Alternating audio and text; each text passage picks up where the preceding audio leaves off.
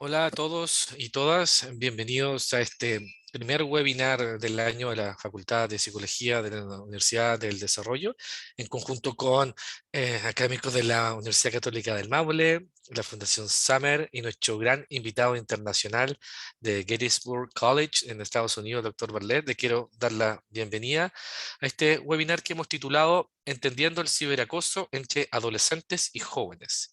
En particular, queremos invitarlos hoy día a discutir, a reflexionar en torno al fenómeno del ciberacoso, en donde vamos a revisar los últimos resultados del Estudio Nacional de Ciberacoso a lo largo de todo el país que se hizo en el año pasado, y vamos a tener comentarios de especialistas en torno al tema. A nivel nacional, el doctor Ciclay Becerra de Sousa, de la Universidad Católica del Maule, quien investiga en población universitaria respecto del ciberacoso, va a comentar ciertos sus estudios y también estos resultados. La Fundación Summer va a profundizar en los resultados de este estudio y tenemos un invitado internacional que es un experto, un teórico, un psicólogo social, el doctor Christopher Bartlett, quien va a hablarnos sobre el ciberacoso, pero algo que siempre estamos discutiendo y que no logramos profundizar, que son modelos teóricos para explicar este comportamiento. Ya no solo vamos a ver la prevalencia de un fenómeno, sino queremos entender desde distintos modelos conceptuales que lo explican. Por mi parte, Jorge Varela, yo soy el director del Centro de Estudios en Bienestar y Convivencia Social de la Facultad de Psicología de la UDD. Estaré moderando este seminario. Por lo tanto, si hay preguntas, comentarios, yo los voy a ir mirando en nuestro chat, y después que termine la ponencia del doctor Bartlett, vamos a tener la posibilidad que nos responda un par de preguntas. Después viene la Fundación Sama y al final el doctor Ciclay Becerra de Sousa va a terminar la ponencia de este webinar. Bienvenidos entonces a todos y todas. Christopher, te doy la palabra a ti ahora. El escenario es todo tuyo.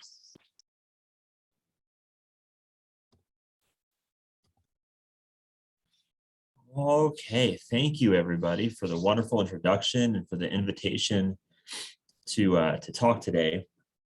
My name is Dr. Christopher Bartlett. I am a social psychologist. I'm currently at Gettysburg College, which is in the United States.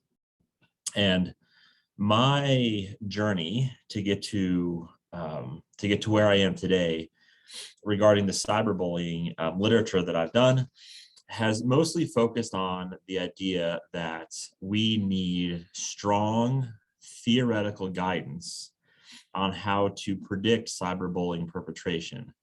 And the idea that I've always had is that if you can predict it, then you can develop strong intervention efforts to try to stop it.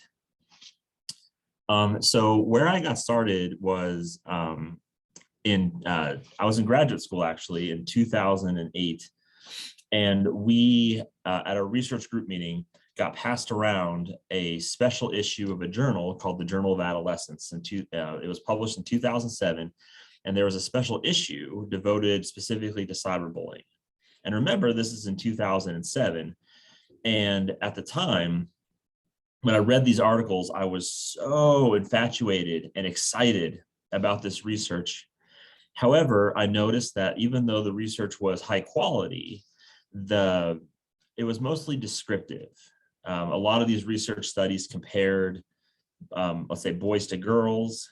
They looked at, how does the victim feel? Some of the articles would look at some predictors of cyberbullying, such as like school climate.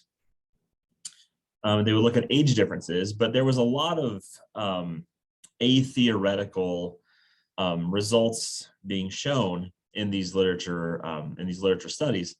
And at the time, I was thinking to myself, we as a field need this important research, but we also need to be looking forward so that we can use theory in order to predict cyberbullying. And so that's where I came in.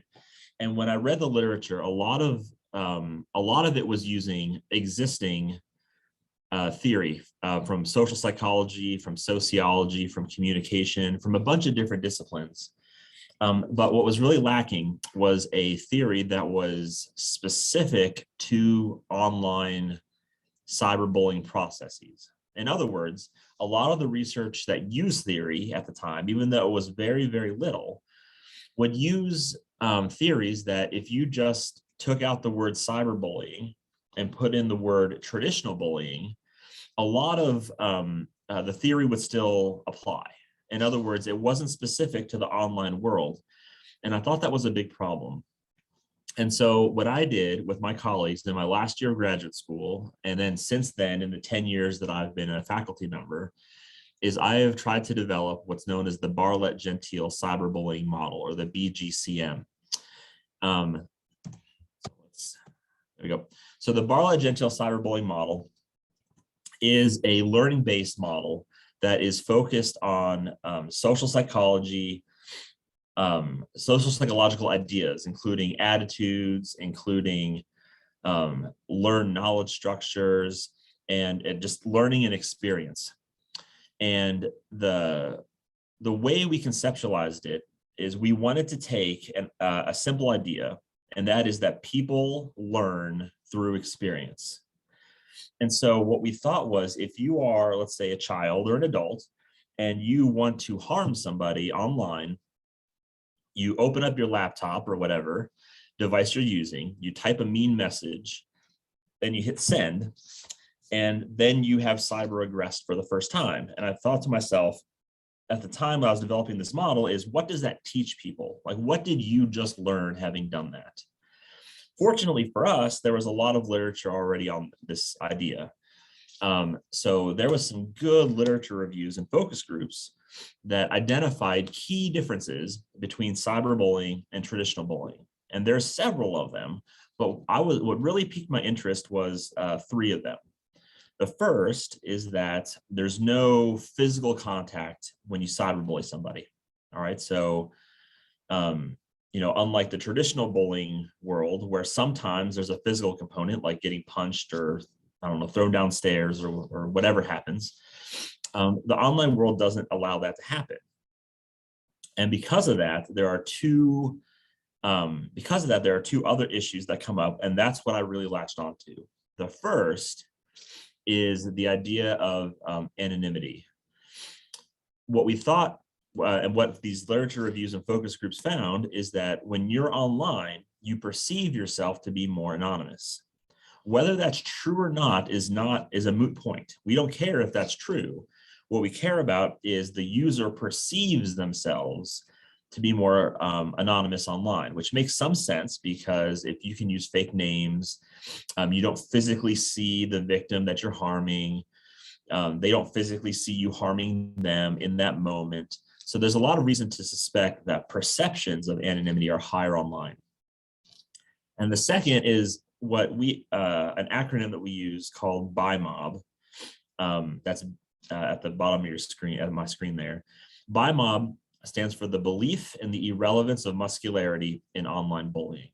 And really all that means is that it does not matter your physical stature, because anyone can bully anybody now online.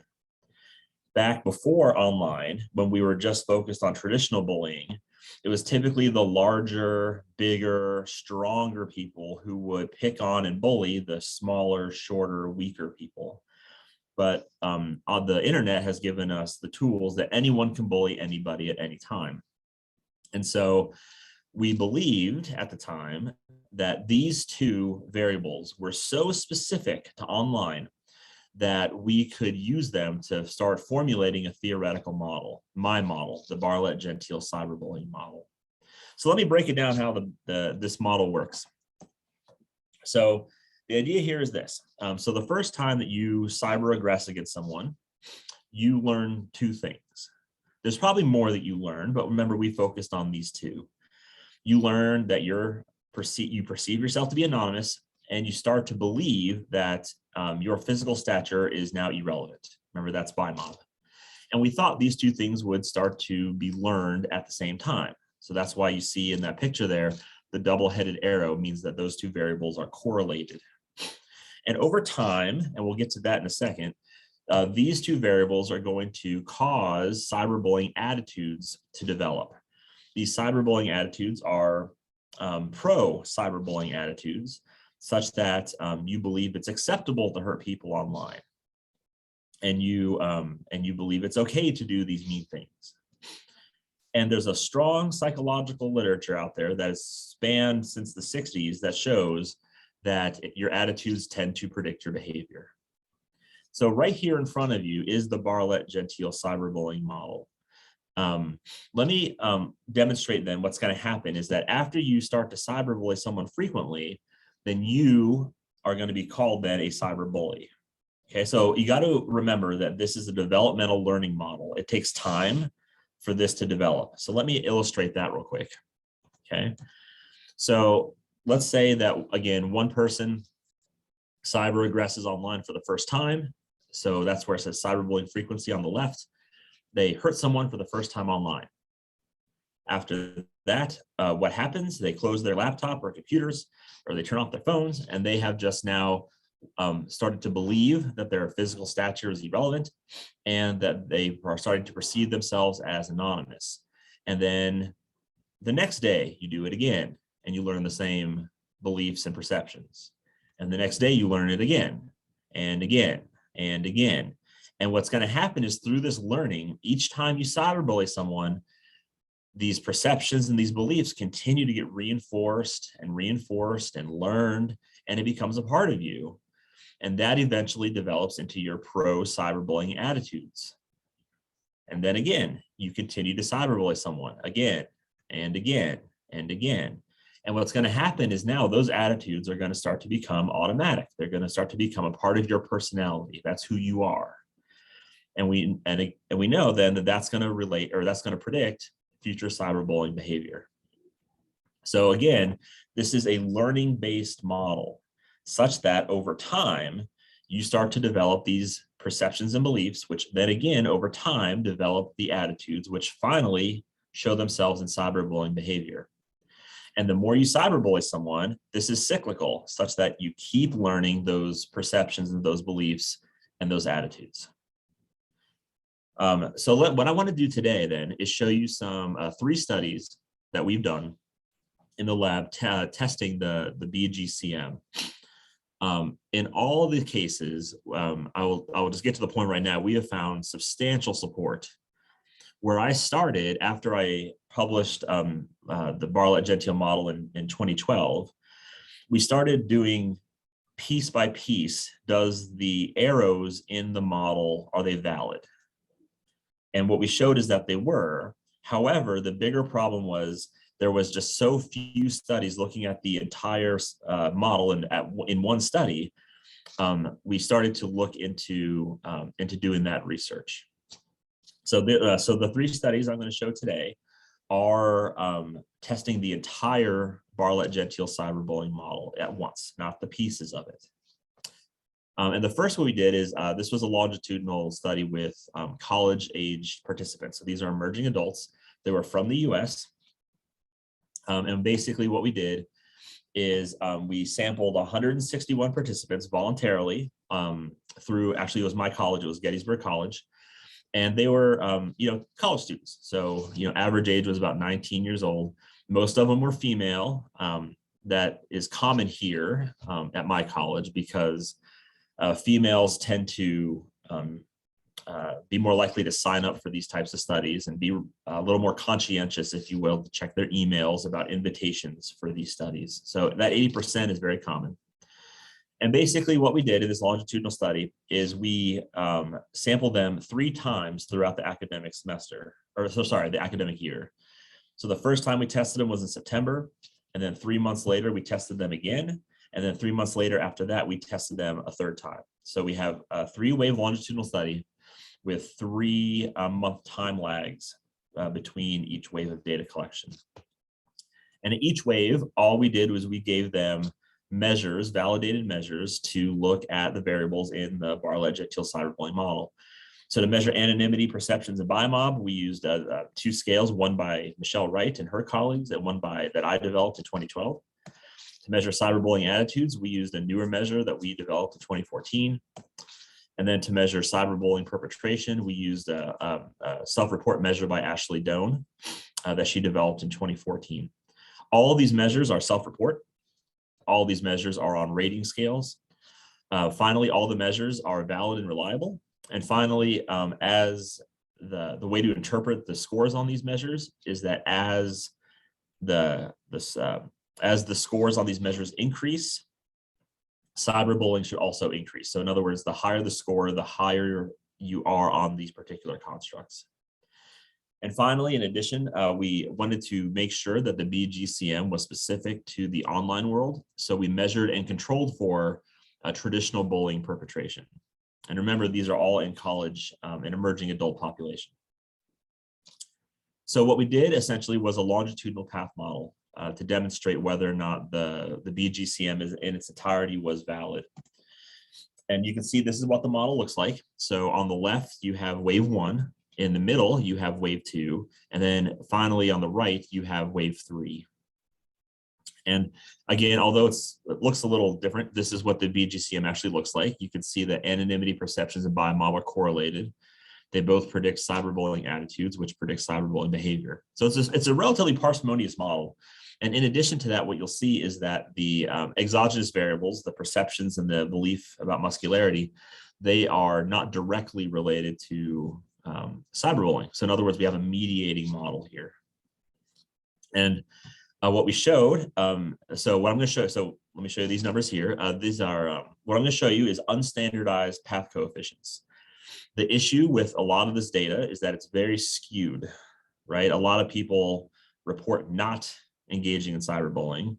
A lot of people report not thinking cyberbullying is good, so their attitudes tend to be pretty low. So we have these very skewed distributions, and so we wanted to use bootstrapping procedures, which generate these unstandardized coefficients with confidence intervals, and that's within the parentheses there. So the way to interpret this, that number right there, that 3.77, that is the relationship, the unstandardized relationship between anonymity perceptions and BIMOB. It's positive. That's all we need to know about it right now, such that as anonymity perceptions go up, so does BIMOB, or vice versa. It's a correlation.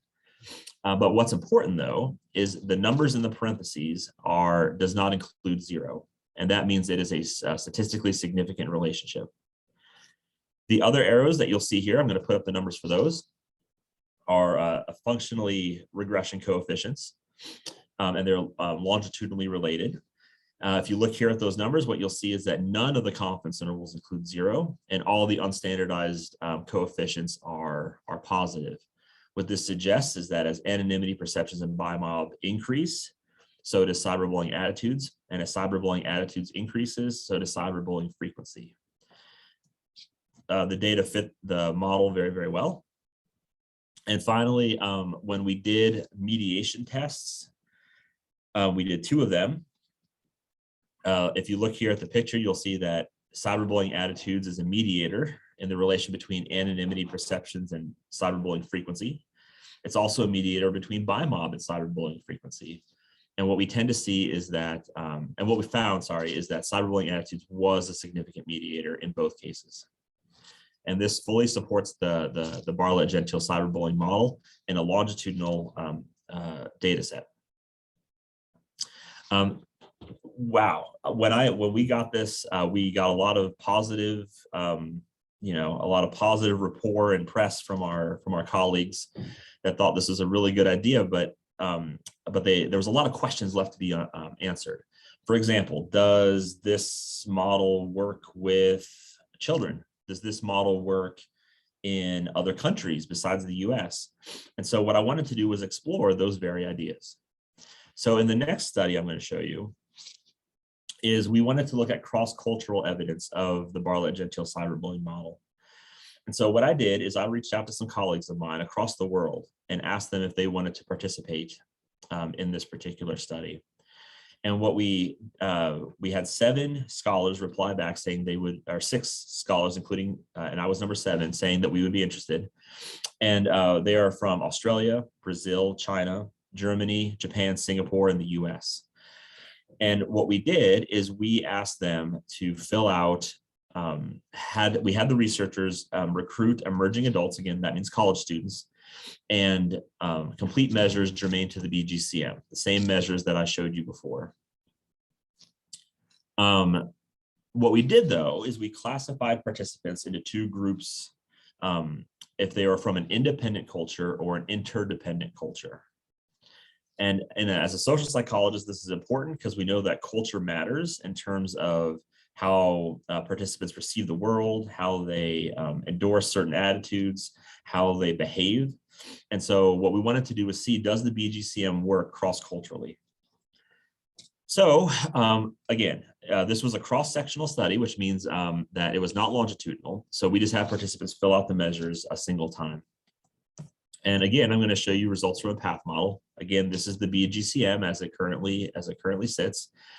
We did a multi-group path model. So in essence, what I'm going to show you again is unstandardized regression coefficients along with confidence intervals to test for significance. And this time, instead of one number, you're going to see two. The top number are from the participants from those independent cultures, which would be the US, Australia, and Germany. And then the bottom is from interdependent cultures, which would be in our sample, China, Japan, Singapore, and Brazil. You see here, those numbers are identical, as are those confidence intervals. And the way this works is what we do in a multi-group path model is we set all the paths between the two groups, independent and interdependent, to be equal. And then what we do is we, one by one, release the equality constraint to see if the model improves or not. And so because you see here that those two numbers are identical, what that means is that they needed to be identical. Removing that equality constraint between independent and interdependent cultures did not improve the model fit. So we kept it in, and that's why those numbers are the same. But as you can see, those numbers are positive, and again, that confidence interval excludes 0, meaning that as there's a significant correlation between perceptions and beliefs. Then we started testing the rest of the model. First, what you'll see here is that anonymity perceptions did significantly predict cyberbullying attitudes. It was the same for both types of culture. However, BIMOB cyberbullying attitudes, we had to release the equality constraint. If you look there, remember the top number is independent cultures and the bottom is from interdependent. And what we see is that even though both are significant and positive, the BIMOB to attitude link is a little bit stronger in the independent than rather than the interdependent culture. And finally, the same applies for the attitudes to behavior link, such that even though they're both positive and significant, the link was stronger for the independent cultures. Again, this model fit the data really well. We tested mediation. Again, cyberbullying attitudes was a significant mediator. And I guess the take home here is that what we were most excited about was that even though two of the links differed cross-culturally, overall the model fit really well in all countries, in all cultures. And indeed, if you look at the correlation matrices for each country individually, a lot of these are significant and positive. What this suggests to me, and this is what we were most excited about, is that the BGCM is general enough that it seems that it is robust to cultural variations, such that even though independent and interdependent participants perceive the world differently, behave differently, that does not seem to matter much when it comes to predicting cyberbullying using this model. And finally, the last piece of evidence I'm going to show today is going to be on kids. This is data, we have not published this yet. We just collected it pre-COVID, sadly. The reason I say sadly is because this was supposed to be a longitudinal study with youth, and we collected wave 1 data, and then in December of 2019, and then we were going to go back in December 2020. However, the schools wouldn't let us come in to test the kids because of COVID, which I completely understand. So I'm going to show you the wave 1, the correlational evidence for this. So essentially what we're doing here is we're testing the BGCM in a sample of kids, in a sample of youth. And basically what we had is the youth were 3rd and 4th graders at a local elementary school. So it was a combination of 8 and 9. What we did here is we had to jump through ethically a lot of hurdles to get into the schools. We had to get ethical approval from the school boards, from the principals, from the teachers, from my institution. We also had to get parental consent. And for those who consented, then we asked child assent, meaning that once we were in the room, we still gave the children the ability to opt out of the study. And we ended with 142 participants who were, again, in 3rd and 4th grade. So you're talking like 8 and 9-year-olds.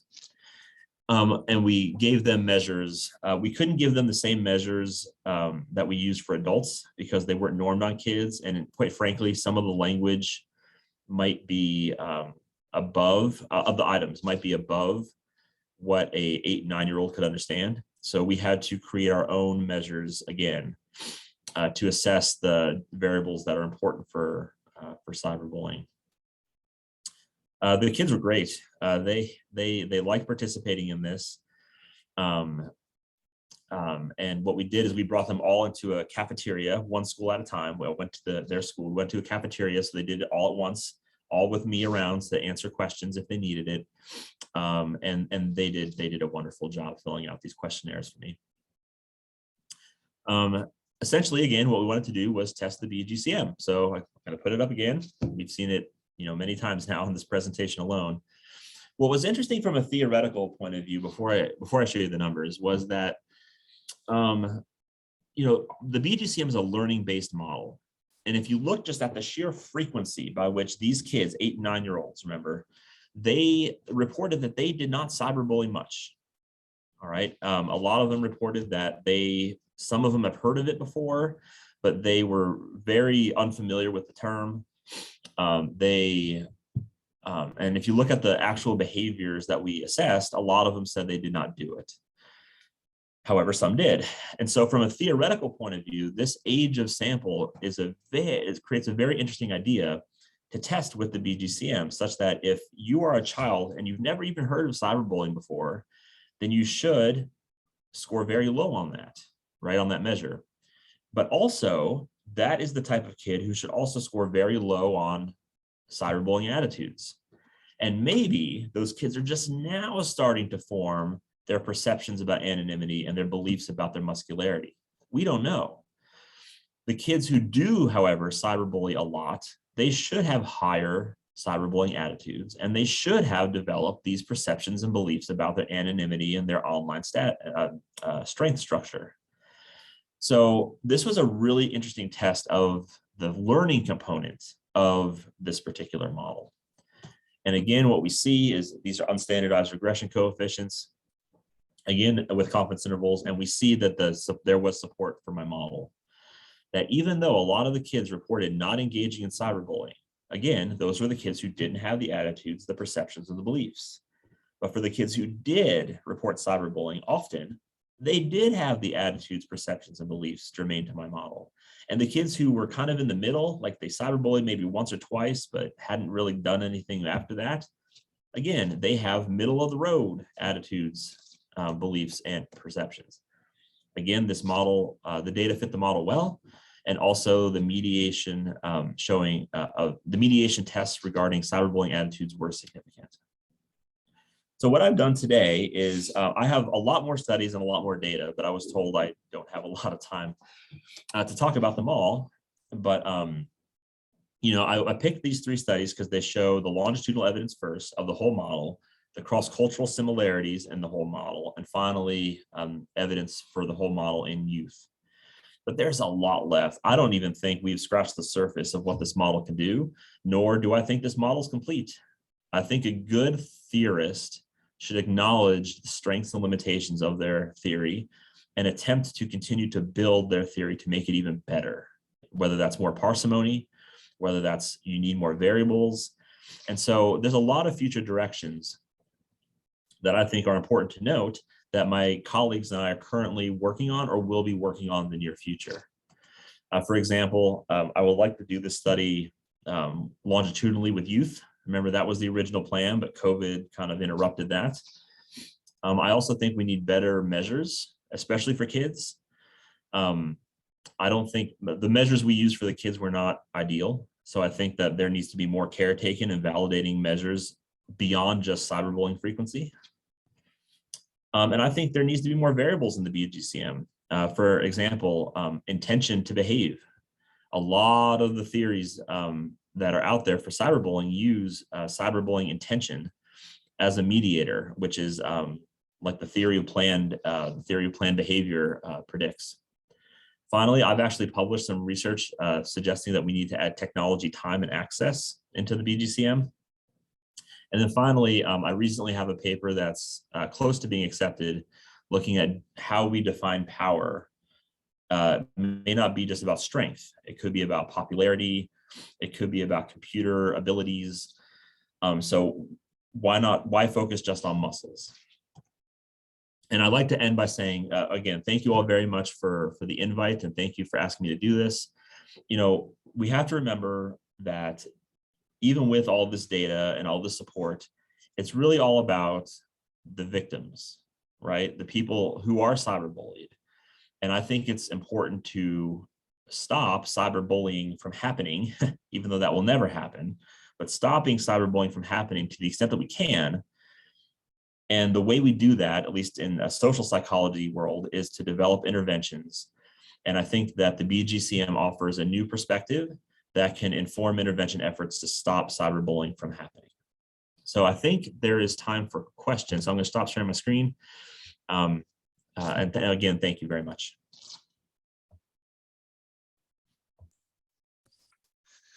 Muchísimas gracias, doctor Bartlett, por su ponencia. Me gusta la capacidad de poder sintetizar y resumir un fenómeno tan complejo como el ciberacoso en constructos específicos y cómo estos constructos tratan de explicar un comportamiento. En relación con eso, hay algunas preguntas que fueron apareciendo en el chat que voy a formularlas. Voy a leer tal como están ahí, entendiendo que te están traduciendo ahora en vivo y en directo, ¿ya? Laura pregunta, en el acoso tradicional, ¿no hay manifestaciones que impliquen superioridad física? Y si existen, ¿qué posibles relaciones podría tener con el acoso en entornos digitales?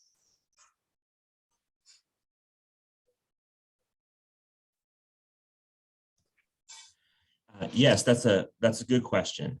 I will say that there are other ways to bully people.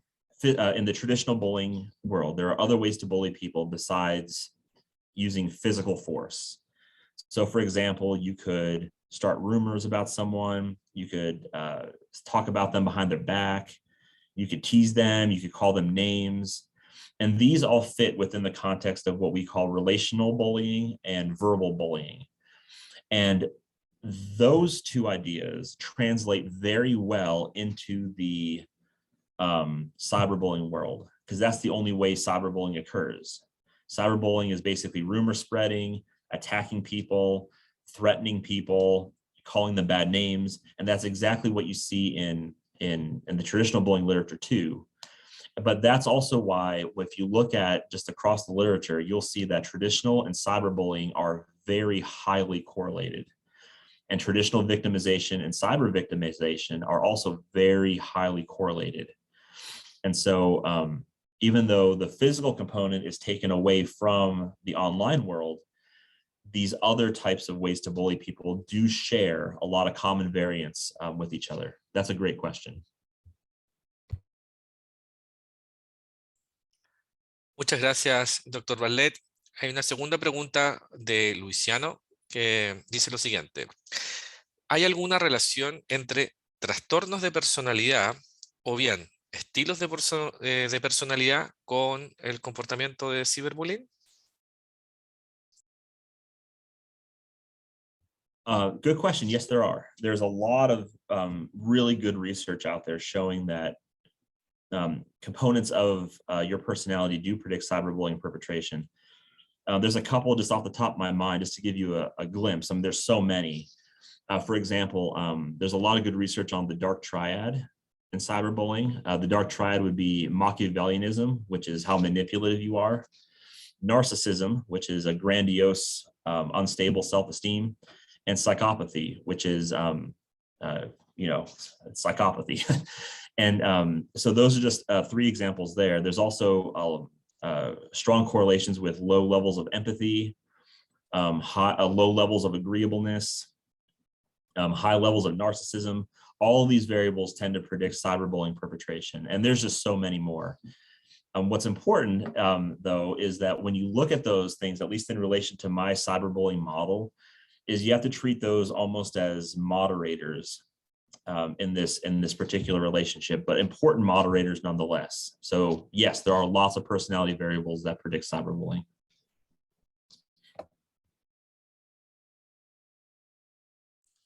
Perfecto. Y en relación con eso, uno de los panelistas también preguntaba si podrías profundizar un poco más en cómo se mide el anonimato y cómo se mide la otra dimensión respecto a el BIMOD model o BIMOD scale. Si podrías explicar un poquito más, por ejemplo, cómo se pregunta y qué es lo que se está midiendo en específico.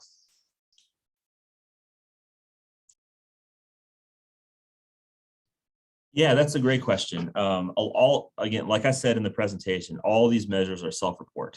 So they're all on a rating scale, and there's a bunch of different items. For example, the anonymity one, a sample item, it's not my scale, so I may be misremembering word for word, but the punchline would be something like, when I'm online, I do not fear being caught for the actions I do. So that would be one example of an item that measures anonymity. And the idea there is that the higher the score, you feel like you're not going to get caught, and you're not going to get identified. And again, that's Michelle Wright's scale. It's a very good scale. I've used it a lot. For the BIMOB, that was harder. In the interest of full disclosure, BIMOB is a really difficult construct to measure. The way we did it was a scale I developed it in 2012, so my first cyberbullying paper. And the sample item would read something like, I can be mean to other people online no matter how big they are. And maybe another item would be, I can be mean to other people online no matter how strong they are. And so it was very specific to the physical stature that you have. So in other words, it doesn't matter how big or strong, you have the ability to harm someone. And that's ultimately what we were getting at. I will say also I kind of alluded to a paper that I have almost published, it's really close, where we measured popularity, we measured the BIMOD the way I described it, we measured computer self-efficacy. So this is, do you have the ability to do stuff online, like create a virus, for example? And what we did is we measured attitudes and behavior. And what we found I think it was a correlational study and a longitudinal study. What we found is that BIMOB was the only variable of those to predict attitudes when you controlled for the other variables in the model. So in other words, popularity correlated with cyberbullying attitudes, but once you included the BIMOB aspect, that went away. Same with computer self-efficacy. So whatever we're measuring, even though it's not ideal and it needs to be better modified and better validated, it's still measuring the idea that you can harm someone regardless of your physical height or your physical, like how many muscles you have. I hope that answered your question. That's a good question. Muchas gracias, doctor Bartlett. Yo creo que además respondió otra pregunta en vivo que hizo Sid Clay respecto de qué otras variables psicológicas podrían ampliar el modelo, y por lo que escucho están mirando autoeficacia, estatus y popularidad, que se trabaja mucho en la literatura de acoso tradicional respecto de cómo eso es un predictor.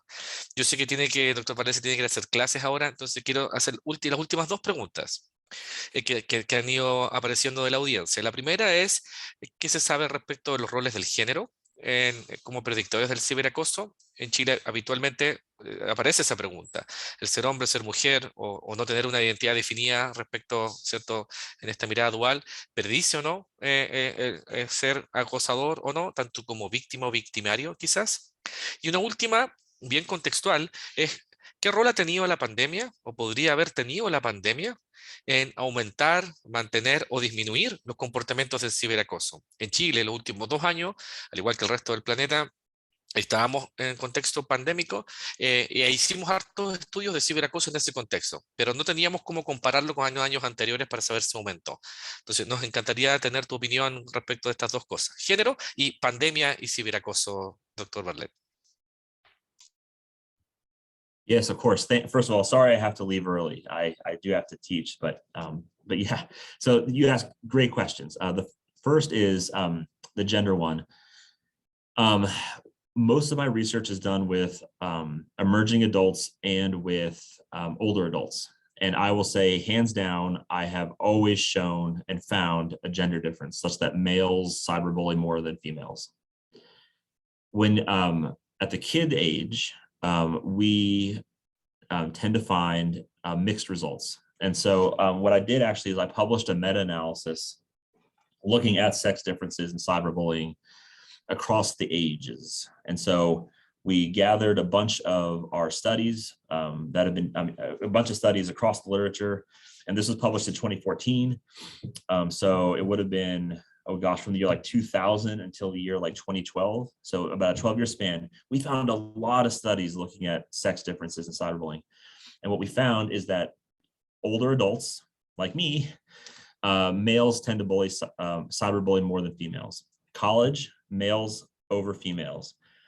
When the sample was middle school and high school, we actually found across the literature no difference between men and women. But when you went to the young age, so we're talking like late elementary school, we found that females, girls, cyberbully more than boys.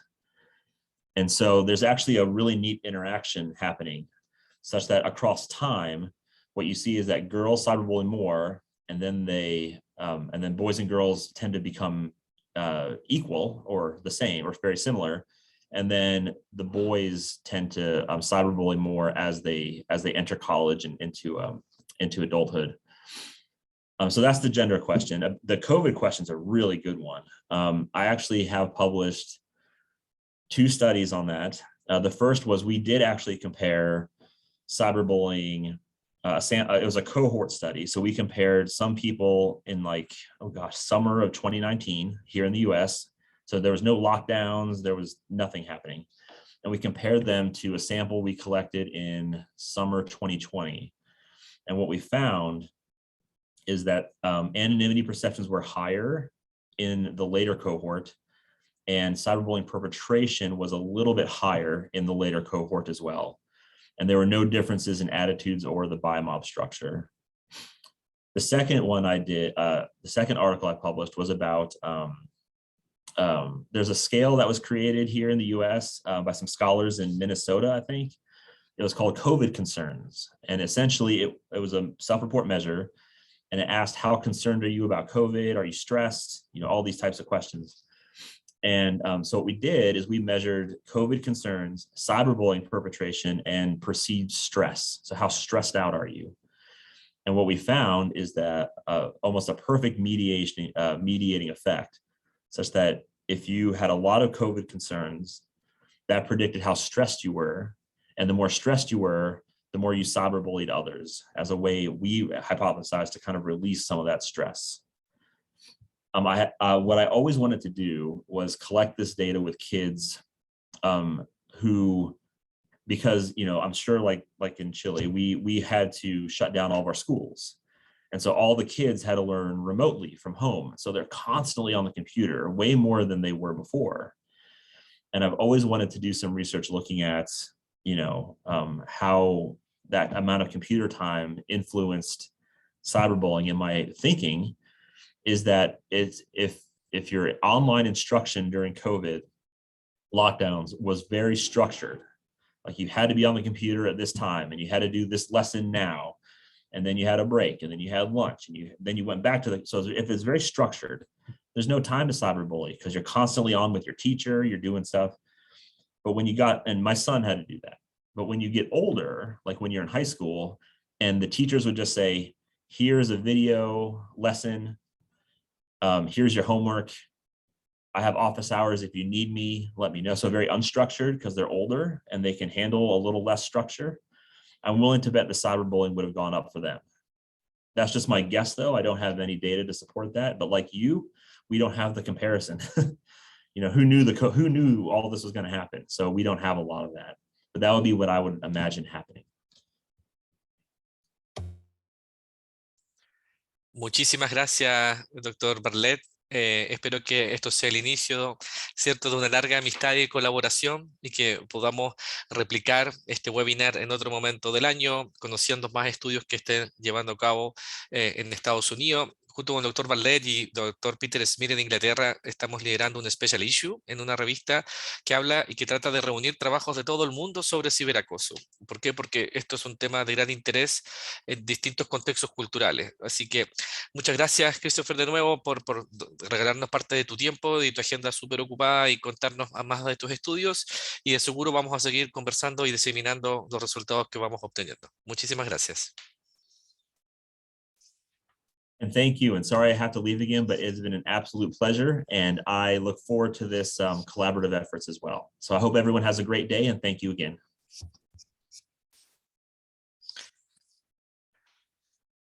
Le damos entonces, para seguir con nuestro webinar, quiero invitar ahora a la Fundación Summer, Lely y Emanuel. Yo siempre digo esto, que yo soy fan número 1 de la fundación desde sus orígenes, quienes nos van a presentar los resultados más importantes del último estudio nacional de ciberacoso, en apoyo del gobierno en su minuto, pero siempre impulsado por la Fundación Summer. Así que hoy día yo doy siempre las gracias como ellos, ¿cierto?, como un organismo privado con interés público, promueven de intervención e investigación, y gracias a ellos tenemos los datos nacionales que tenemos del 2020 y del 2021. Así que dejo ahora entonces a Lely y Emanuel, y el mismo formato. Si hay preguntas o comentarios, por favor hágalos en el chat. Va a exponer los Summer, va a exponer el doctor Sid Clay de Sousa, y al final haremos un panel con las dos ponencias para tomar las últimas preguntas y para ir cerrando nuestro webinar en el día de hoy.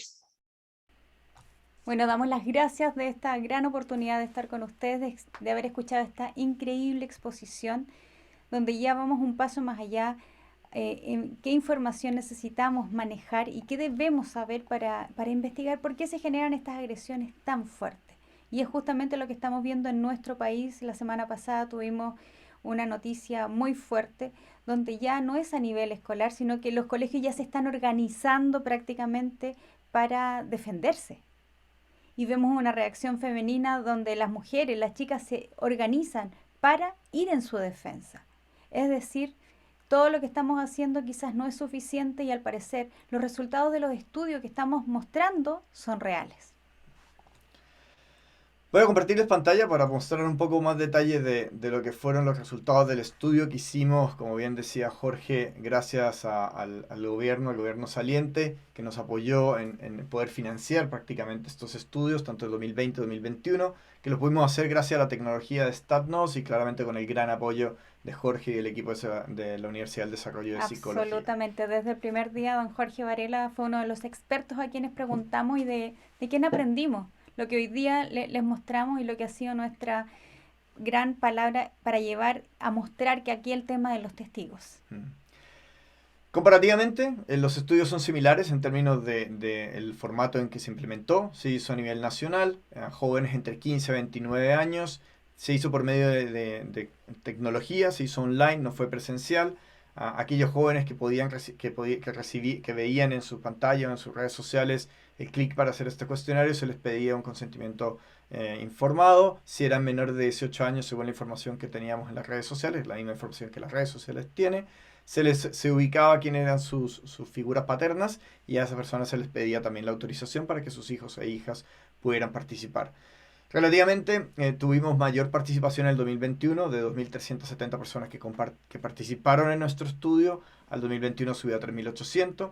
Dado que este estudio se hizo probabilístico y con el uso de inteligencia artificial, es que los datos que les voy a compartir no hacen referencia solamente de la muestra, sino hacen referencia de la data a nivel nacional. La data de 2020 representaba 4.600.000 jóvenes aproximadamente. La data del 2021 representa 4.100.000 jóvenes en función también de las probabilísticas del CENSE.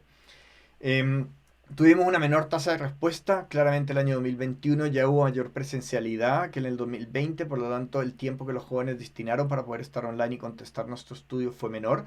Y vale la pena, para algún resultado que vamos a compartirle más adelante, entender que el segundo estudio, la data se recopiló en la semana previa de la segunda vuelta de elecciones presidenciales. Por lo tanto, hay un componente político que les voy a mostrar que también se muestra en los resultados. Entonces, primeramente, ¿qué fue lo que encontramos en términos de ciberacoso y salud mental? Hicimos la misma pregunta que el año pasado. ¿Cuántas veces en los últimos 3 meses te has sentido humillado o avergonzado o agredido en redes sociales?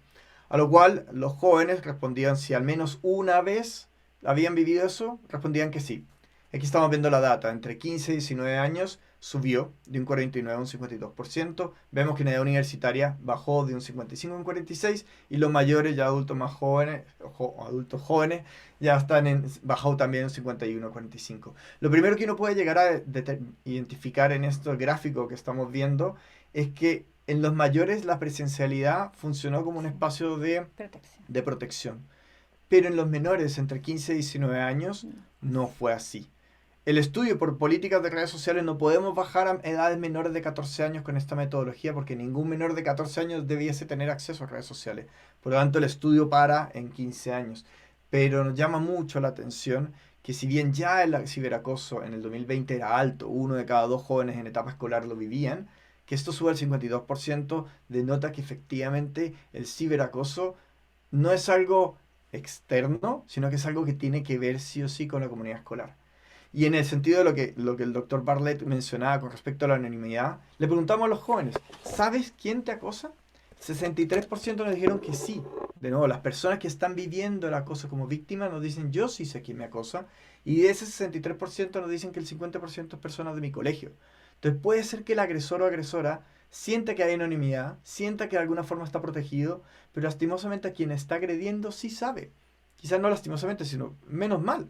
Sí sabe y sí hay acciones que se pueden hacer. Entonces, para nosotros estos 2 primeros resultados que identificamos en el 2021, que no los tuvimos tan claros en el 2020, demuestra que claramente el ciberbullying es algo que se ocurre en un contexto escolar en el cual claramente el lugar de estudio donde pertenecen los jóvenes que lo están viviendo están llamados a actuar. Y como bien Leli decía y mencionaba, el caso de la semana pasada en el Liceo Las Tarrias nos demuestra que el ciberbullying también es a través de colegios. Entonces, el protocolo que tú hoy día tienes para cuidar a tus alumnos en tu colegio también tiene que incluir agresiones que puedan llegar a recibir tus propios estudiantes desde otras entidades. ¿Y qué vas a hacer? ¿Cuáles van a ser esas acciones? Eso nos lo demuestra esta primera parte. También vemos que hay una correlación positiva también en ser víctima de ciberacoso y vivir sintomatología depresiva, pero vemos positivamente que en azulito está el 2020, ya en rojo está el 2021. Vemos que ya estar presencial sirve como un factor protector para disminuir sintomatología depresiva. Entonces, si bien el ciberacoso aumentó, la sintomatología depresiva disminuyó y eso lo vemos con buenos ojos. Vemos también que aún así quienes viven ciberacoso, el 38% de ellos muestra sintomatología depresiva, mostrando de que efectivamente el que te agredan en un espacio digital genera un dolor real. Por eso el 25% de aquellos que viven ciberacoso, o sea, 1 de cada 4 que vive ciberacoso, se autolesiona. Y lastimosamente en nuestro estudio aparece que menos del 1% denuncia. Denuncia un papá, denuncia un profesor, denuncia un encargado de comida escolar. Menos del 1% lo hace. Así que si en tu establecimiento escolar tú estás tranquilo porque no has tenido reporte de ciberbullying, preocúpate, porque de pronto estás viendo solamente una puntita del iceberg y no estás creando los espacios necesarios para crear ese espacio de denuncia. También en el 2021 preguntamos acerca de factores de ciberacoso. ¿Por qué razones te hacen ciberacoso? Y el primer lugar obtuvo con un 43% la apariencia personal. Aquí los jóvenes podían contestar hasta 3 razones por las cuales sentían que habían sido víctimas de ciberacoso. Y nos llama la atención, 43% para apariencia personal en un espacio digital. Entonces aquí empezamos a darnos cuenta, sobre todo los adultos, que de pronto no tenemos nuestra identidad personal creada en ese espacio, que efectivamente para los jóvenes su identidad digital es su identidad y la valoran. Vemos con preocupantes ojos que el 30% de quienes reciben ciberacoso lo ven en un contexto de violencia en pareja. Y un poco lo mismo que pasaba la semana pasada. Aquí es un llamado de atención de cómo estamos enseñándole a los jóvenes a tener relaciones. Y sobre todo relaciones en espacios digitales. En donde de pronto están exponiéndose demasiado, exponiéndose más de lo que de pronto como adultos nos expusimos cuando fuimos jóvenes. Y no les estamos acompañando lo suficiente. Y como les mencionaba, un 33% de quienes recibieron agresiones fue en un contexto de su opinión política. De nuevo, por el contexto en el periodo temporal en el que levantamos la data, pero también llama la atención. Y es muy particular decir y mencionar que de ese 33%, la mayoría eran agresiones en su familia. Entonces aquí esto es algo que tenemos que trabajar porque también nos damos cuenta que el ciberacoso ocurre entre el núcleo familiar. Y es algo que tenemos que trabajar y de alguna forma liderar también desde la escuela. La segunda parte de datos que nosotros también queremos compartir y que nos llamó mucho la atención fue los testigos. Vemos que entre 2020 y 2021 no hay un cambio significativo entre los jóvenes que se declaran ser testigos de alguna situación de ciberacoso durante los últimos 3 meses. Vemos también que la sintomatología depresiva, quienes son testigos, también está asociada con ello, pero que también disminuyó al igual que quienes son víctimas de ciberacoso. Por lo tanto, de nuevo, la presencialidad es un factor protector. También vemos, igual que quienes son víctimas de ciberacoso, que un 38% de ellos presentan sintomatología depresiva y que el 44% de aquellos también están viviendo ciberacoso. Entonces aquí vemos la duplicidad de roles. Quienes son testigos también muchas veces están viviendo ciberacoso y mayoritariamente son mujeres. Pero algo que nos llamó fuertemente la atención fue esto, que en el 2020 no lo pudimos preguntar, en el 2021 lo preguntamos, y es, ¿qué has hecho al momento de ser testigo de alguna situación de ciberacoso? Y ustedes lo están viendo en la pantalla. 58% declara no haber hecho nada.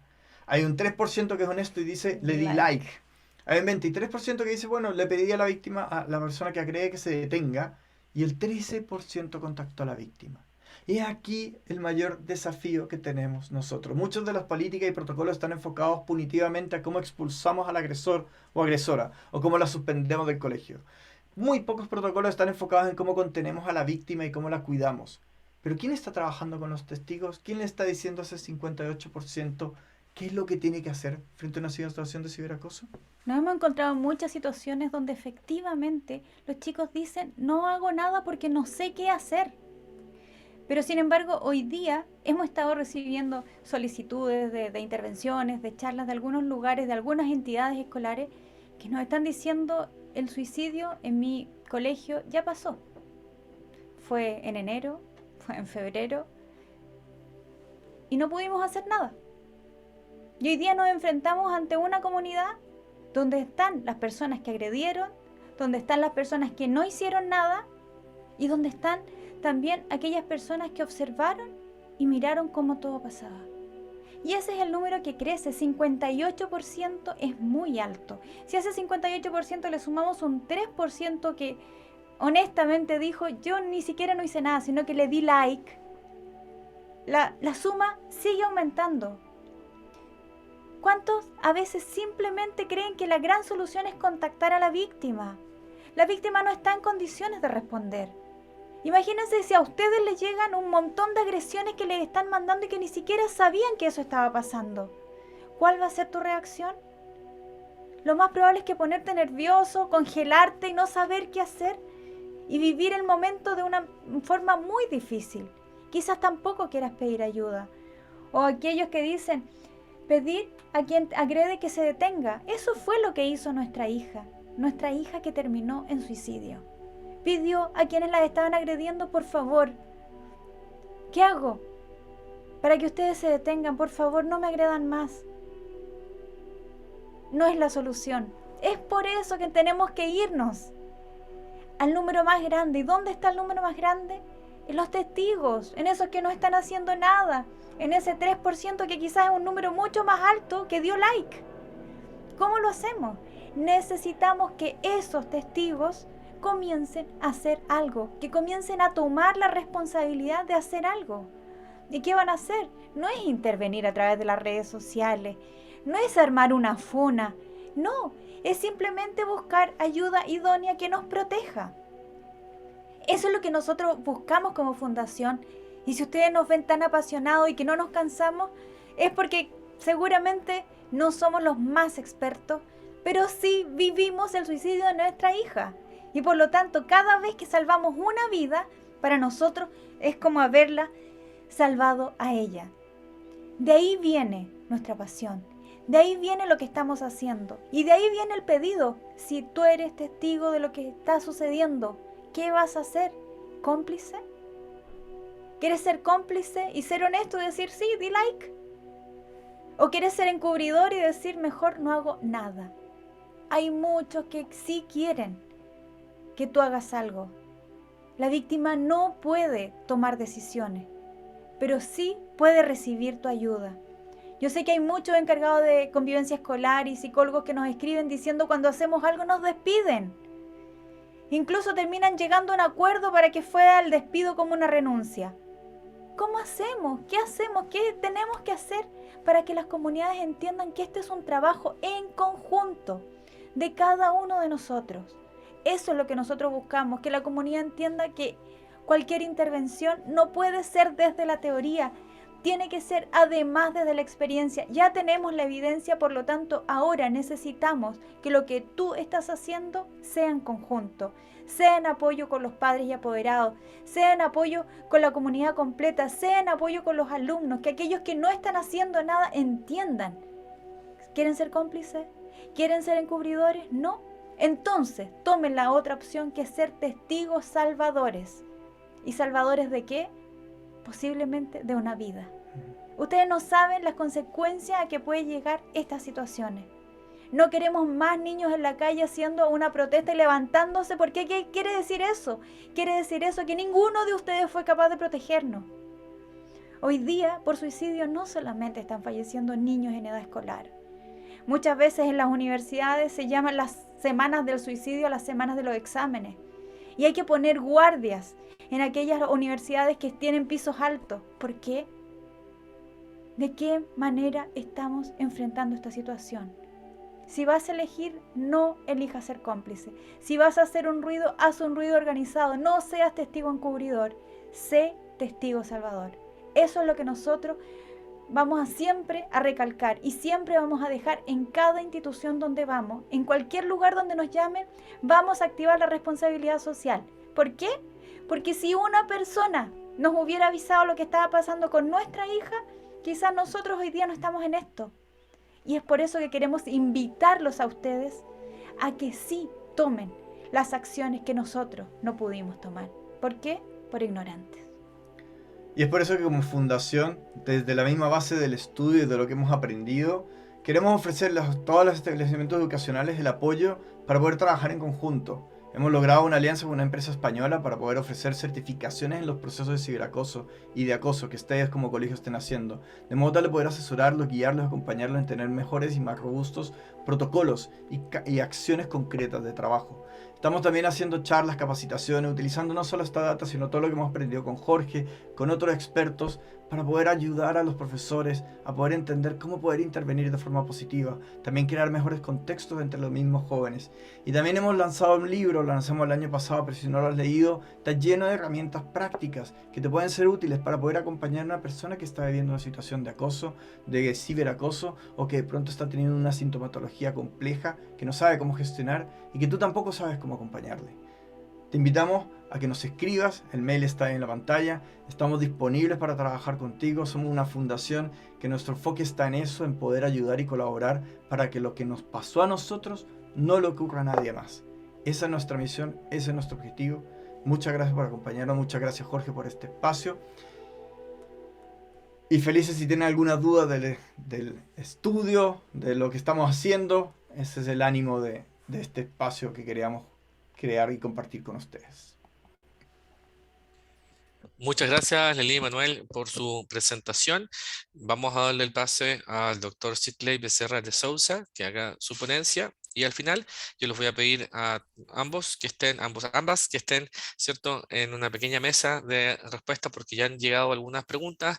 Recordemos que estamos en el Día del Ciberacoso, la semana o el mes de prevención del ciberacoso. Por lo tanto, hace mucho sentido poder seguir discutiendo de esto. Le doy el paso ahora a Sid Clay. Sid Clay, el escenario es todo tuyo. Muchas gracias, Roger. Aproveitar para saludar a los participantes del seminario y felicitar también por la excelente iniciativa. Así que mi idea inicialmente es, no sé si logran ver la pantalla, Jorge. Tienes que iniciar el modo de presentación. El PowerPoint, estamos viendo el archivo. Ahí está, Ya, ahora se ve. ahí está. Ahí se ve. A ideia é compartilhar um pouco com todos vocês e reflexionarmos um pouco juntos com respeito a alguma investigação que eu he hecho em população universitária, já e reflexionarmos um pouco o que dizem os estudos e, además, o que é que buscamos saber. Acá não se passa. Como sabemos, o ciberacoso, de um ponto de vista conceptual, nós lo definimos, e a investigação em si, de um modo geral, define como uma conduta agressiva entre pares em que as tecnologias são usadas sempre de maneira intencional para causar daño a outras pessoas, já? Incluso o Dr. Bartlett, e também aí a Lely e o Manuel expuso algumas situações específicas que fazem com que o ciberacoso seja completamente distinto do acoso tradicional. Nós, enquanto investigadores, trabalhamos com um conjunto de 9 comportamentos, já que involucram ameaçar, assediar, difundir rumores, ridicularizar, insultar, demonstrar que tem informação pessoal, revelar dados e usar a imagem de outra pessoa sem permisso. E na verdade, são 4 escalas que temos que apresentam excelentes indicadores de um ponto de vista psicométrico e que incluso se encontra em um processo de validação, adaptação e validação acá para o contexto universitário chileno, e que nos permite saber que, de um modo geral, e tal como propõe a literatura, o ciberacoso apresenta um conjunto variado de consequências que passa desde a qualidade do aprendizagem, incluso hasta problemas mais de ordem psiquiátrica, como abuso de substância, depressão, autolesão e o próprio suicídio, como foi comentado recentemente por a Lely e o Emanuel. Então, isso permite, por um lado, perceber que as consequências do ciberacoso são muito mais amplificadas que o acoso tradicional. A literatura, em um estudo que foi feito por uma equipe de Espanha, com uma revisão de literatura com 90 artículos, em termos de prevalência, de incidência, foi possível verificar, por exemplo, que há uma variação, já considerando os distintos roles. É decir, que entre as vítimas existe, por exemplo, os estudos apontam que há uma variação de entre 2,38 hasta 90,86%, e essa variação também se estende a los demais roles, de agressor e também de observador. Também para caracterizar um pouco, de um ponto de vista da prevalência, a literatura, de certo modo, acaba sendo um pouco incongruente. Já, por exemplo, em uma investigação que foi levada a cabo por uma equipe de Beckman, as mulheres eram mais propensas que os homens a ser cibervítimas e ciberagressores. Mas, recentemente, um estudo de um grupo chinês reportaram uma incidência de vitimização muito maior entre os homens e mulheres, e que variavam de 79,6% em os homens e 52,4% em mulheres, e de agressão de 42,5% para homens e 31,1% para as mulheres. Já?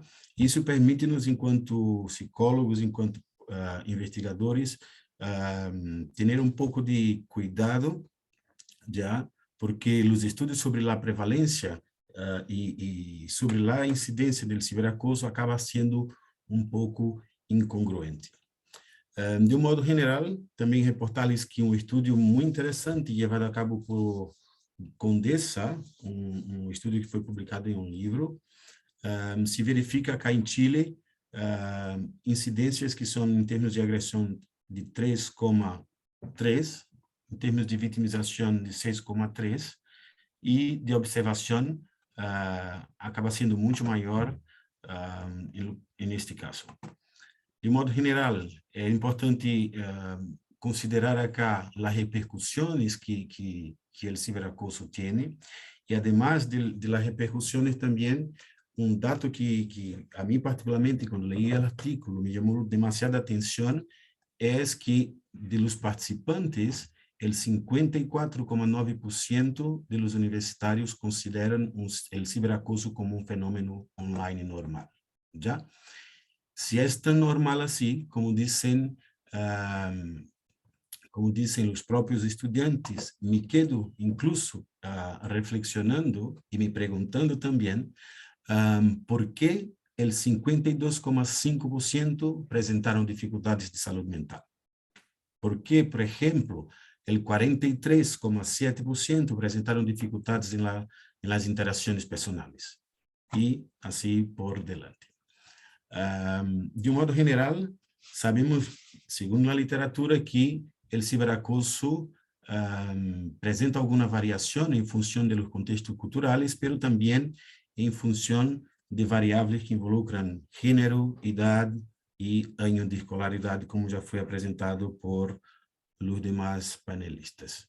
En ese sentido, me gustaría compartir inicialmente un estudio que fue desarrollado y publicado en 2018, en que buscamos verificar, considerando la superposición de roles que hay en el ciberacoso, cómo las dimensiones específicamente del clima escolar, dos dimensiones específicas como el newcomer adjustment y los sentimientos de bienestar, poderiam influenciar essa relação, é decir, a tendência de vítima a se tornar agressor, e como essas duas variáveis, además, poderiam ser influenciadas por la variável que chamamos país, né?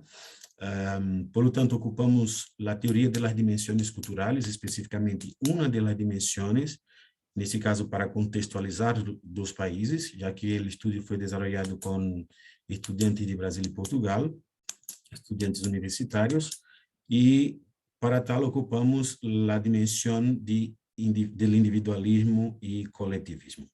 E que foi que os resultados nos permitiram verificar do estudo. Que tanto em Brasil como em Portugal, quando a percepção do ajustamento dos estudantes é baixa, hay una tendencia hacia la agresión, ¿ya? Pero cuando en Brasil, en particular, esta percepción es alta, diferente que en Portugal, los estudiantes tendían mayor, o sea, en la medida que eran víctimas, tendían de una mayor forma a se tornar agresores. Y además, que a mim particularmente me chamou demasiada atenção, quando os estudantes também brasileiros reportavam elevado sentimento de bem-estar no contexto universitário, essa tendência era muito maior que quando apresentavam uma baixa percepção. Então, por outro lado, quando em um contexto universitário português que se apresenta de uma forma mais coletivista que no contexto universitário brasileiro, essa percepção é elevada. O que verificamos foi que havia uma ruptura no ciclo da cibervitimização e agressão. ¿Ya? Estos resultados nos oferecem algumas pistas, algunos caminhos em termos de reflexão. Também há estudo que está em revisão, que buscamos evaluar a influência do gênero e dos aspectos culturais em la superposição de roles que se dá especificamente no ciberacoso. E aí ocupamos também uma amostra de estudantes universitários de Brasil e Portugal, e que foi que estes resultados nos puderam trazer em termos de informação. Já que tanto em Brasil, é dizer, que se em Brasil, que as vítimas cuando mujeres, y tanto también los observadores, siempre presentaron una menor tendencia hacia la ciberagresión, ¿ya? Como podemos ver acá, encontramos un beta de 0.27 y en el otro lado tenemos un beta de 0.20. Entonces, eso nos permite, de hecho, percibir que los hombres tienden más a ser agresores que las mujeres. Después buscamos identificar también cómo el país podría influenciar la relación o la interacción de las cibervíctimas y los ciberagresores, y verificamos que, por ejemplo, en Brasil, identificamos un efecto mayor considerando los dos papeles. Y ahí, más una vez, justificamos estos resultados por medio incluso de la teoría de las dimensiones de las dimensiones culturales, específicamente por medio de la dimensión del individualismo y colectivismo. Por fin, también en términos de ese mismo estudio, verificamos que los hombres de ambos los contextos que fueron víctimas presentaron una mayor tendencia hacia la agresión. Entonces, como podemos ver acá, en Brasil, encontramos un beta de 0.23, ao passo que en Portugal encontramos un beta de 0.29. ¿Ya? Y estos resultados, por ejemplo, nos ofrece alguna información y además nos permite llevar conduciendo otros estudios que actualmente estamos desarrollando, ¿no? Considerando esta superposición de roles, especificamente, estamos interesados em um projeto que está sendo levado a cabo acá na Universidade Católica de Maule, em perceber como as variáveis psicossociais, é decir, a regulação emocional e o apoio social percebido, pode moderar essa relação, já? E, además, também como as variáveis de contexto, como o clima universitário especificamente, pode não somente estar atuando também como um moderador entre estas variáveis. Además, também comentar-lhes que temos uma doutoranda que está desenvolvendo seu estudo acá na universidade, chamada Elizabeth Pardo, e que criamos um modelo que tem o objetivo de perceber como a adaptação à universidade e as competências socioemocionais podem também estar moderando esta superposição de roles.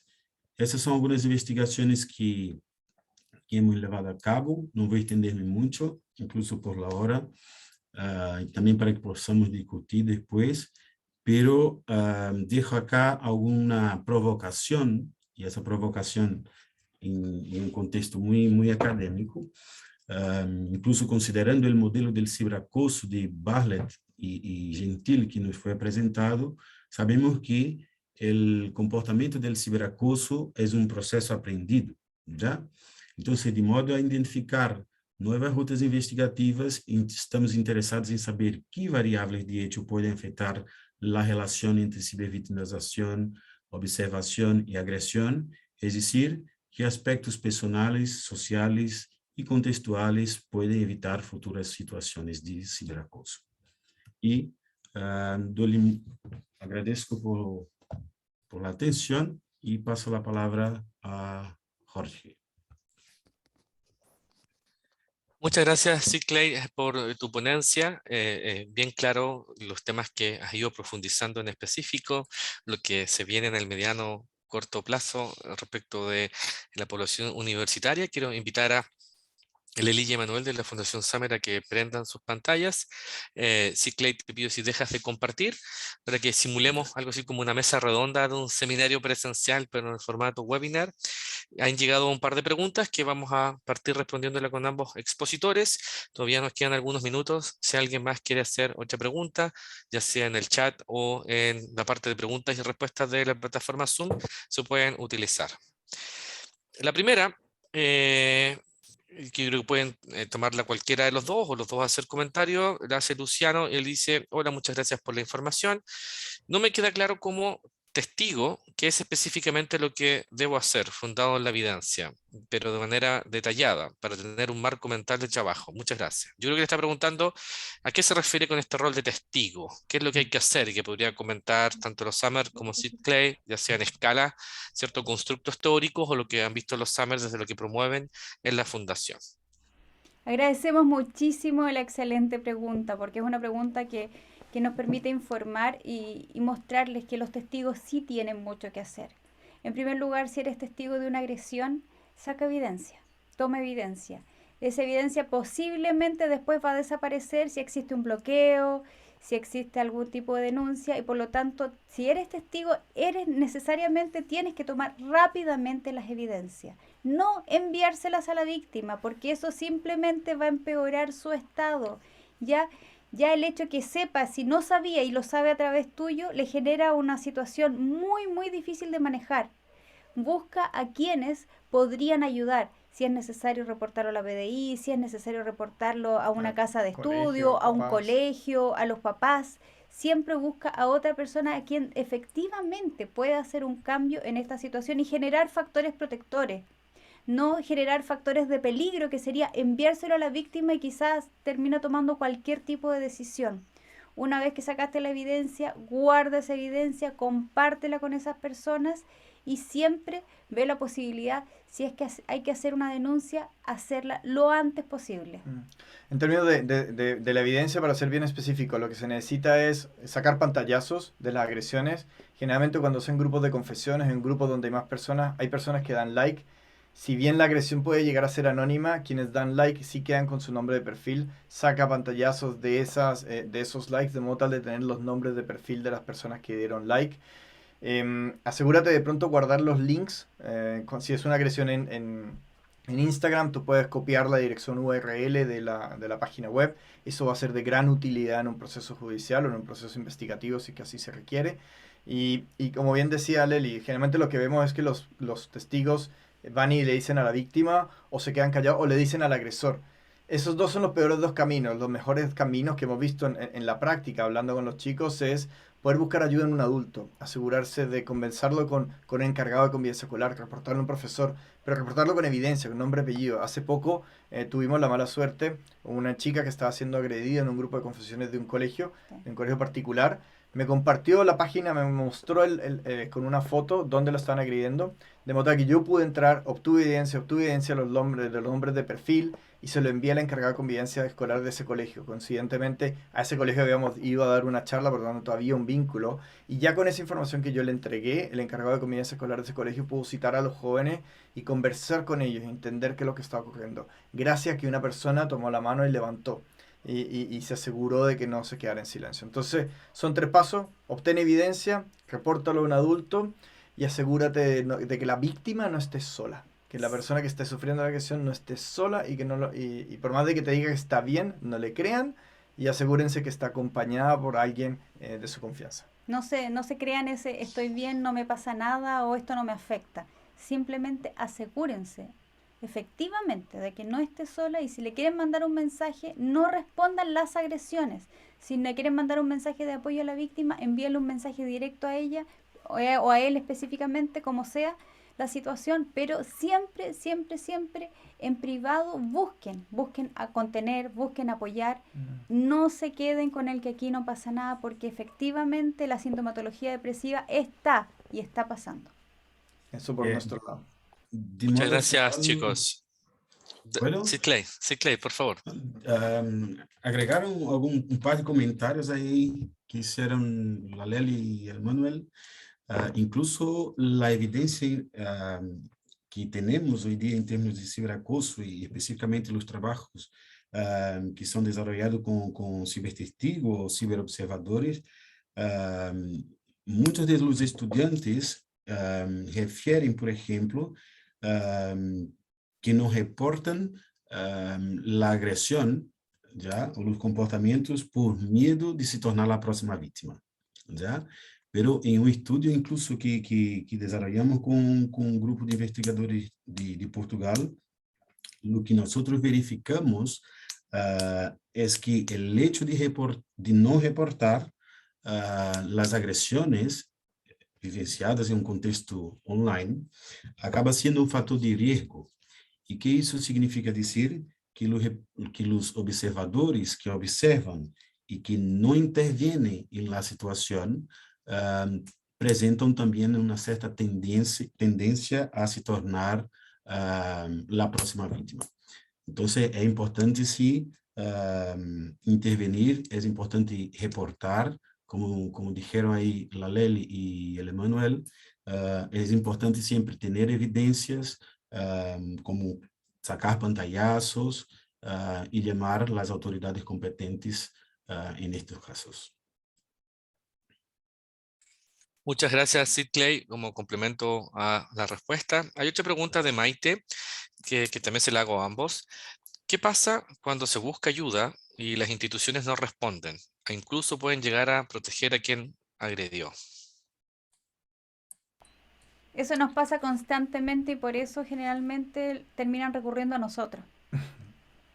Ya, no quiere decir que somos la única fuente ni la única tabla de salvación, pero muchas veces las instituciones por distintos motivos no pueden tomar la defensa, no pueden tomar la protección, resguardar a la víctima y hay motivos distintos y nosotros no somos la institución, así que no podemos responder directamente por ellos. Pero si esto no se denuncia, si no se toman acciones, quiere decir que no pasó nada. Y si no pasó nada, esto continúa. Nosotros cuando hablamos con la PDI, cuando damos charlas a la PDI, cuando trabajamos con ellos, ¿qué nos dicen? Si no hay una denuncia, no existe nada, no tenemos ningún fundamento para seguir promoviendo factores de protección, para proteger más a las víctimas. De hecho, se sacó ahora un teléfono, un WhatsApp de violencia digital, porque justamente dado a nuestra insistencia de que no queremos que la víctima vaya personalmente a una oficina de PDI a hacer una denuncia. Entonces se saca ese WhatsApp simplemente para facilitar el procedimiento de la denuncia. Si la institución por algún motivo no quiere hacerse responsable porque no se siente capaz o por el motivo que sea, es necesario hacer la denuncia, continuar el procedimiento con las entidades correspondientes. Hoy día, por ejemplo, la Superintendencia de Educación sí tiene capacidad de hacer mediaciones, de hacer algún tipo de intervención, de fiscalizar qué está sucediendo y de pedir cuentas de si existe un protocolo y si existe ese protocolo, se activó o no se activó. Y si no se activó, van a tener que responder por qué no se activó.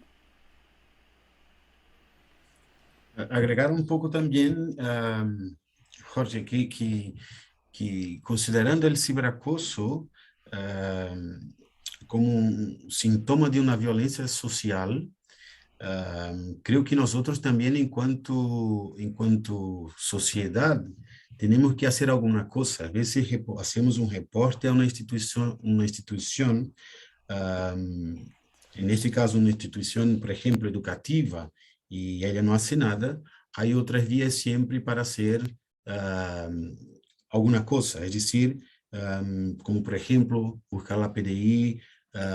Acá el Emanuel puso un número de WhatsApp también.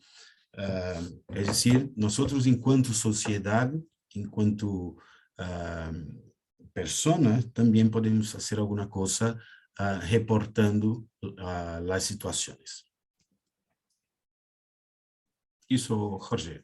Muchas gracias, Sid Clay. Veo que han ido apareciendo más preguntas y algunas respuestas han hecho en el WhatsApp, sobre el WhatsApp que estaban pidiendo de violencia digital, por ejemplo. Sigamos con otra pregunta. Hay una que firma como Daem, que corrigió su pregunta, pero entiendo que finalmente lo que le interesa conocer es lo siguiente. Desde la experiencia y la perspectiva de la Fundación Summer y también desde la Academia del CICLEI en tu caso, ¿dónde creen que se logra un trabajo preventivo más eficiente? ¿Trabajar con padres de los acosadores?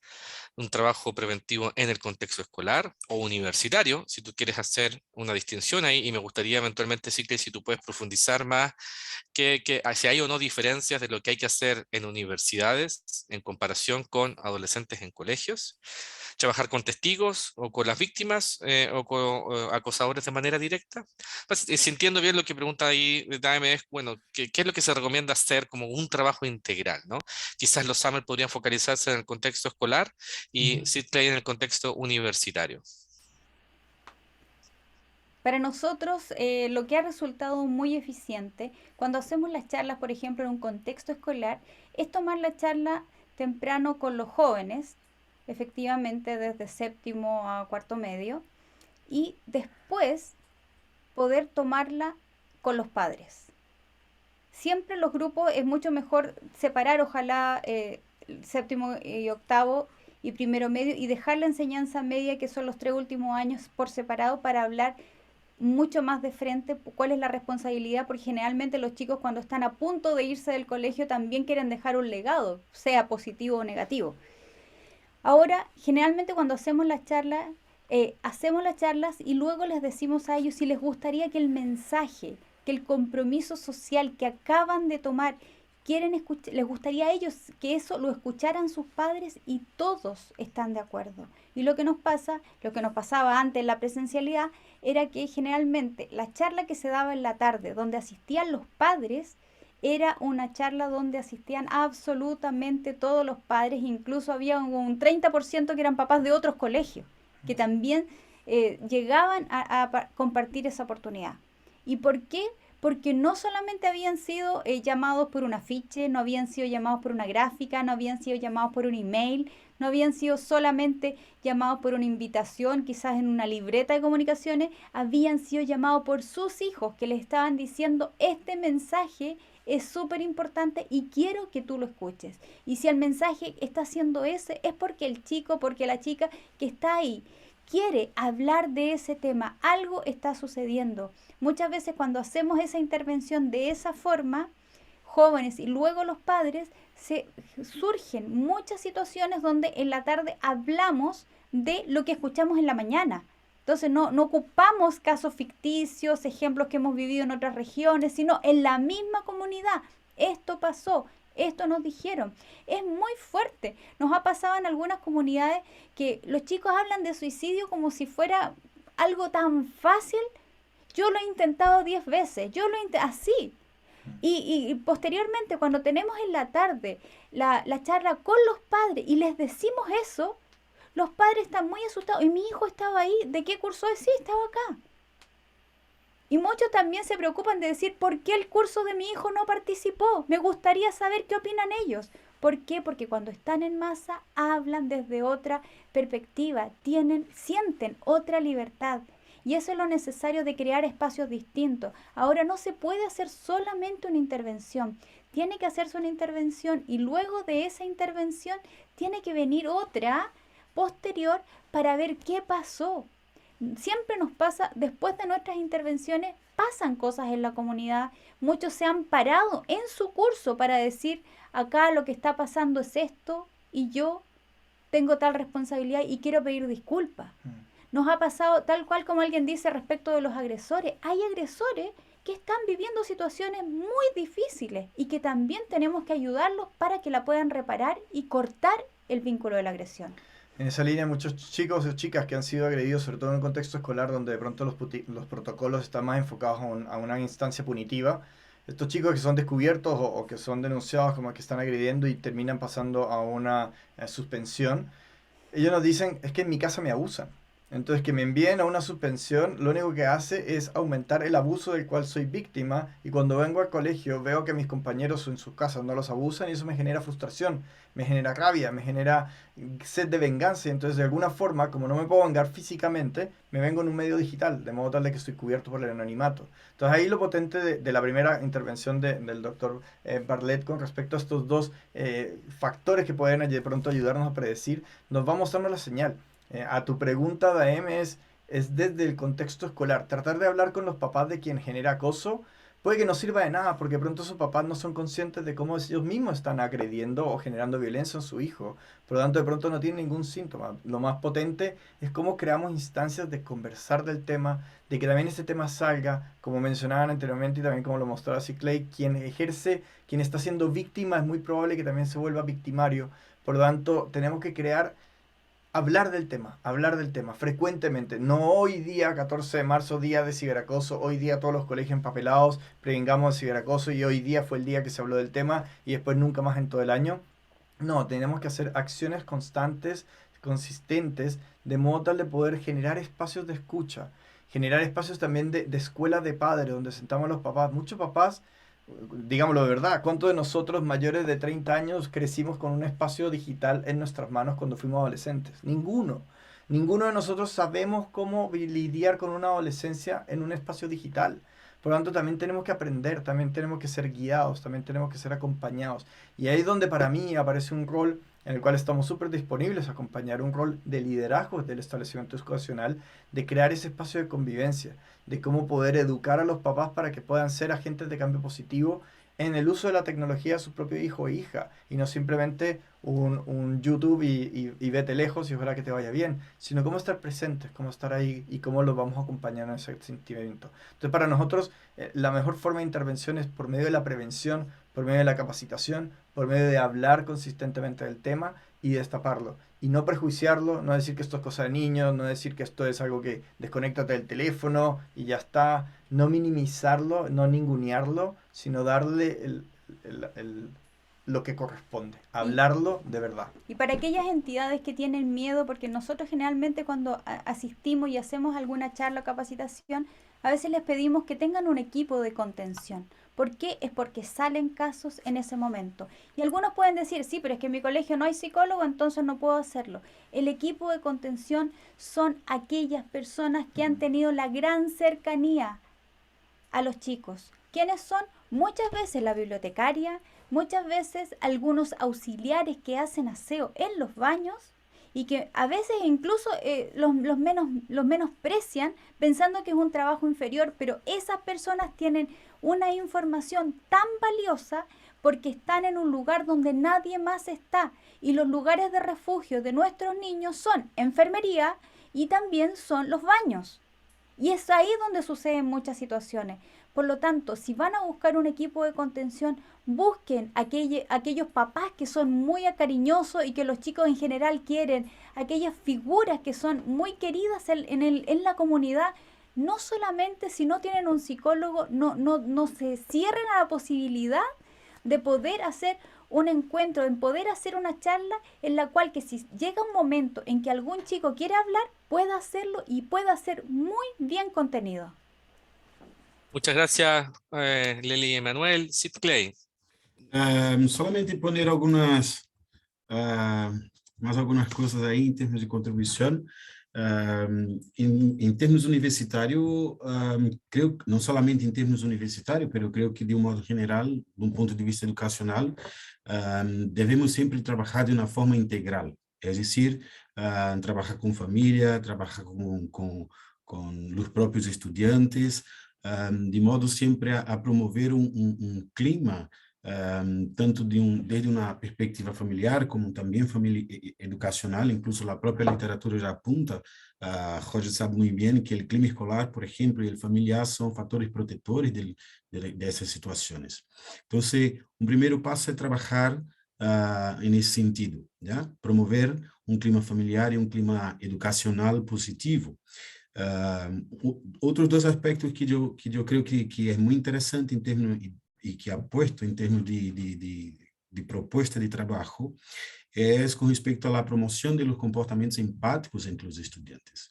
¿ya? Es decir, cuando nosotros vemos a alguien haciendo un comportamiento dañoso a una persona, debemos siempre preguntar, oye, pero ¿y si fuera contigo, cómo te sentirías?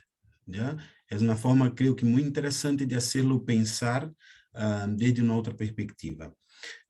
Y también aporto mucho, Jorge, que las competencias socioemocionales acaba siendo una grande importante, o sea, tiene una grande importante contribución para prevenir, no solamente para prevenir, pero también para intervenir en esas situaciones.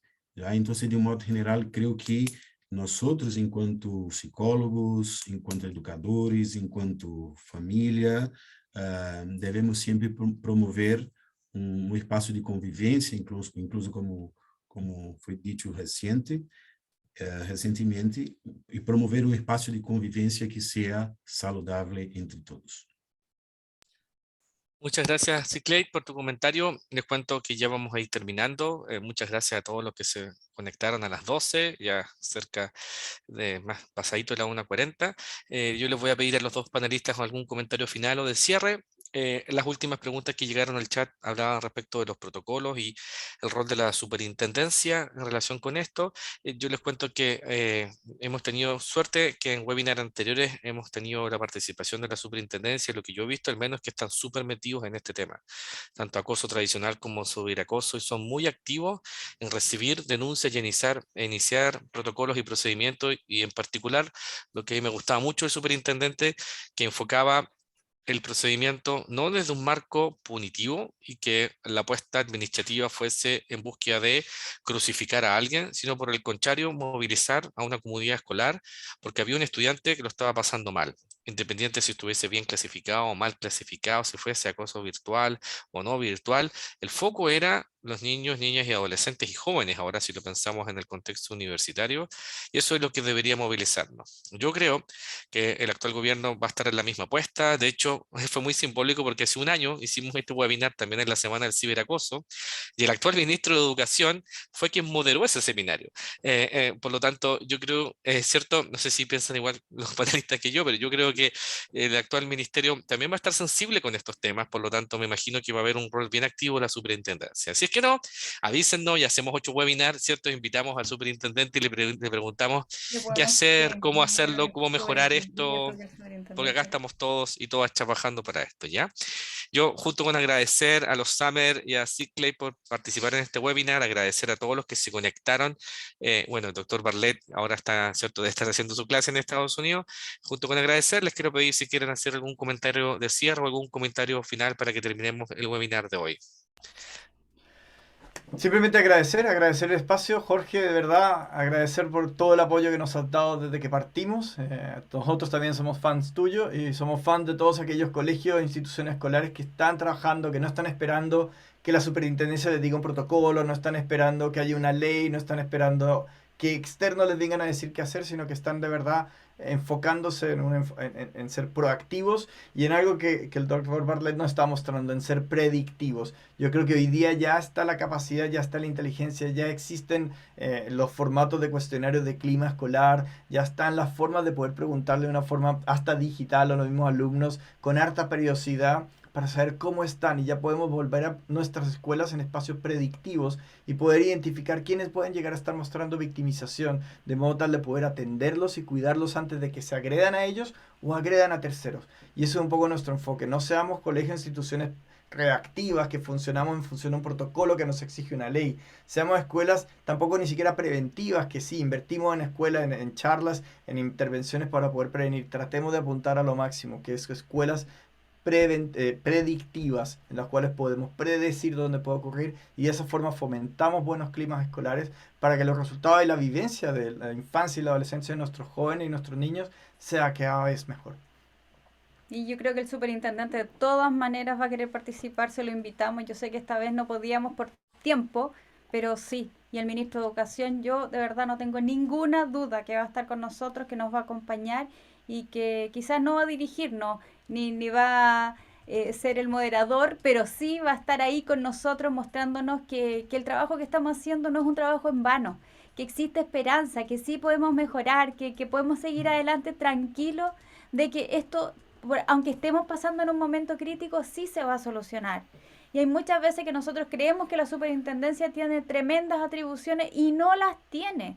Simplemente se va a limitar a revisar si existe un protocolo y si se cumplió con el protocolo. Por eso necesitamos que hoy día los protocolos sean protocolos preventivos y sean protocolos predictivos también. Y no solamente que se limiten a decir cuáles son las sanciones que se le van a aplicar a las víctimas o cuáles son las sanciones que se le van a aplicar a los victimarios y qué van a hacer con la víctima. Hoy día sabemos que si hay violencia, si una persona está recibiendo violencia, es porque algo está pasando. No es normal que alguien esté ejerciendo violencia y no es normal que alguien esté recibiendo violencia. No es normal que la violencia sea un factor normal entre nuestra convivir. Y por lo tanto necesitamos, nuestras autoridades yo creo que sí están involucradas y lo vamos a comprobar prontamente cuando ya podamos tener acceso y podamos hablar con el nuevo gobierno, del cual de verdad estamos orgullosos y tenemos toda la fe de que sí vamos a poder seguir trabajando y avanzando. Así que muchas gracias, profesor Sid Clay, gracias Jorge, gracias a todos, gracias por unirse, gracias porque eligen salvar. Eso es lo más importante. Gracias, Fundación Summer. Sid Clay, ¿algún mensaje final para cerrar este webinar? Solamente agradecer a Jorge por la invitación, agradecer el momento de troca, de experiencia, y este espacio también ahí entre sociedad y academia, academia y sociedad, los propios estudiantes también. Creo que fue un espacio extremadamente rico y enriquecedor para nosotros. Para nosotros, enquanto investigadores, nos queda aí uma missão e uma tarefa muito grande de continuar investigando, de continuar trabalhando, de modo a ter informação que seja basada na evidência, para entregar incluso ao próprio Ministério da Educação acá em Chile. Isso quizás seja desafio, pero enquanto desafio, é importante continuar construindo rutas investigativas e, además, também rutas de intervención. Entonces, agradecer también a la Fundación Summer por la troca y eso. Muchas gracias, Jorge. Gracias, Sid Clay, gracias, Fundación Summer, gracias a todos y todas los que se conectaron durante el día de hoy, el día contra el ciberacoso. Vamos todos a seguir trabajando en esto. Las invito a seguir las redes sociales de los que expusieron, las redes sociales de nosotros en la Facultad de Psicología de la UDD, en mi caso, en mi laboratorio, que sigo investigando en esto. Les cuento que este año queremos empezar a probar un programa de intervención. Cuando tengamos resultados, vamos a hacer mucha instancia de difusión y diseminación de eso, ¿ya? Gracias nuevamente a todos y todas. Que tengan un muy buen resto de día lunes. Un abrazo.